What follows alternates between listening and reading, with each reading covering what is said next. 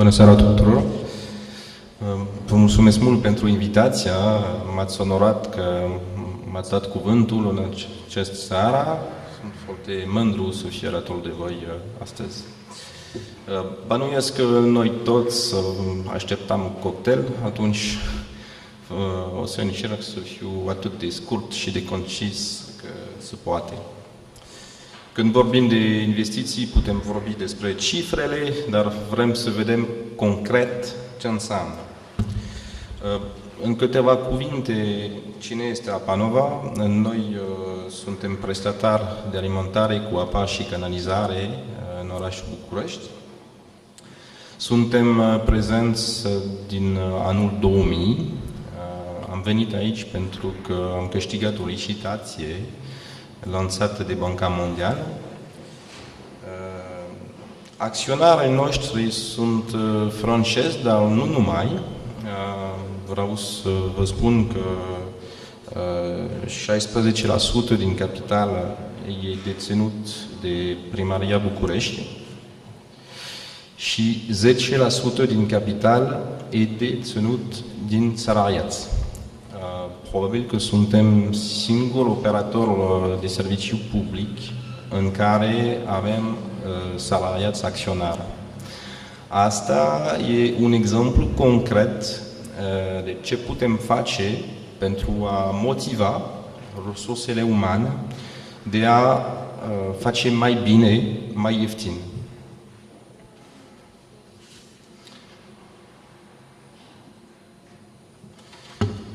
Când vorbim de un parteneriat public-privat, putem să avem impresia că puterea publică va pierde controlul asupra serviciului. Vreau să vă spun că nu e adevărat și vă dau dovada, de exemplu, că noi suntem controlați și monitorizați de 3 instituții de stat sau de Primăria București, adică de la MRSP, regulator tehnic, care monitorizează nivelele de servicii în domeniul calitatea apei. Suntem monitorizați de ANRSC, care decide despre tariful și în caz de litigi avem posibilitatea să facem apel la 3 experți internaționali, care nu sunt nici români, nici francezi și care garantează că aplicăm o guvernanță potrivit. O zonare este o tehnologie care permite să elimine bacterii din apa. Este ceva foarte nou în țară. A fost, ca de exemplu, o investiție de 60 de milioane de euro.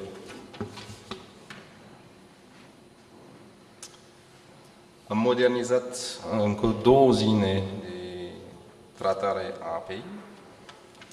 Acum, fluxurile apei sunt controlate prin calculator. La început se face tot din mână. Un alt exemplu concret se referă la epurare și canalizare. Când ne gândim la apa, ne gândim întotdeauna la robinet. În realitatea, cel mai dificil lucru este de a colecta și de a trata apele uzate. Vă mulțumesc foarte mult pentru atenție și voi avea plăcere să răspund la orice întrebare la cocktail. Mulțumesc mult! Mulțumesc și eu foarte mult domnului Laurent Laghiu, director general Apa Nova. Îl invit acum pe domnul Minel Brina. Domnul Brina este primarul Slatinei. Vă rog, și după intervenția domnului primar va fi o scurtă sesiune de întrebări și răspunsuri, dacă doriți. Ce are Slatina de oferit sau cu ce atrage investitorii? Cu multe lucruri. Vreau să vă enumăr doar câteva dintre acestea. În primul rând, tradiția industrială. În al doilea rând, forța de muncă calificată și disponibilă. În al treilea rând, administrație prietenoasă, pliată pe nevoile investitorilor. O infrastructură care permite conectarea cu punctele de interes național, Craiova, Pitești, București. Și nu în ultimul rând, de anul viitor, un parc industrial pe o suprafață de peste 30 de hectare, cu toate utilitățile și facilitățile pentru investitori. Este o forță de muncă specializată pentru că avem în municipiul nostru licee care formează elevii, viitorii muncitori, în domeniul metalurgic, în domeniul electric, în domeniul prelucrărilor prin turnare. Mulțumim și noi foarte mult, domnul primar, pentru că ne-a ajutat să cunoaștem mai bine Slatina din perspectiva investițiilor străine directe și mai ales a dinamicii, dar și a perspectivelor care sunt acolo. Sunt convins că Slatina reprezintă și are la rândul ei o concurență serioasă, dar poate arăta ceea ce a făcut până acum. Se desfășoară este cel legat de prezentarea de modă, ea se numește Povestea rescrisă a ei, integrarea pieselor de port țărănesc în ținute contemporane, vorbim despre designerul Simona Semen, harnașamentele Alexandra Abraham, colecția de i și accesorii țărănești Iulia Gorneanu și art director Alin Gălățescu. Vă invit să urmărim împreună acest moment.